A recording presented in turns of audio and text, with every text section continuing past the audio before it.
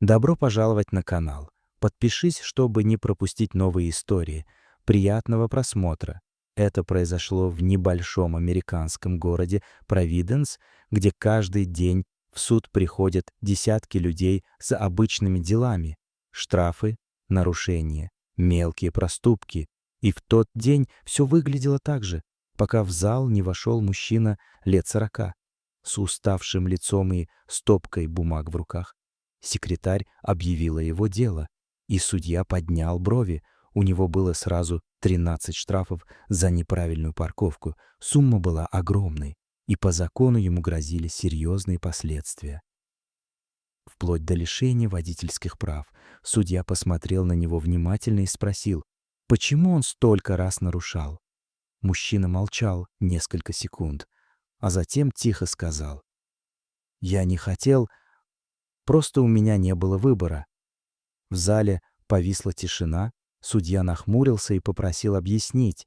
И тогда мужчина достал фотографию, на которой была маленькая девочка с кислородной маской.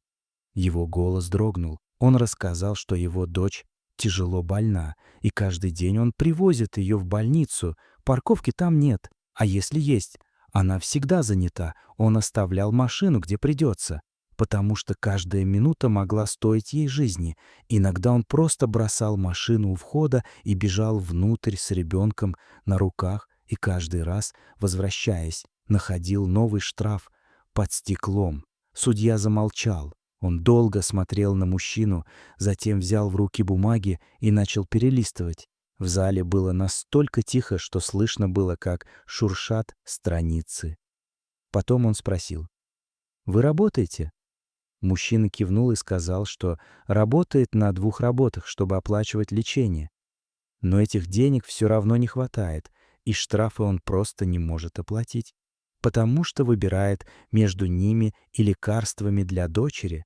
В этот момент даже приставы отвели взгляд. Судья медленно снял очки и сказал фразу, после которой в зале никто не остался равнодушным. Иногда закон должен служить людям, а не ломать их.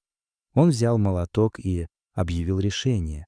Все 13 штрафов аннулировать, а затем добавил, что город должен обеспечить нормальную парковку. Для таких случаев мужчина не смог сдержать слез. Он просто стоял и не верил в то, что происходит, а судья, уже переходя к следующему делу, тихо сказал: «Берегите свою дочь». После этого случая в городе долго говорили об этом решении, потому что люди поняли одну простую вещь.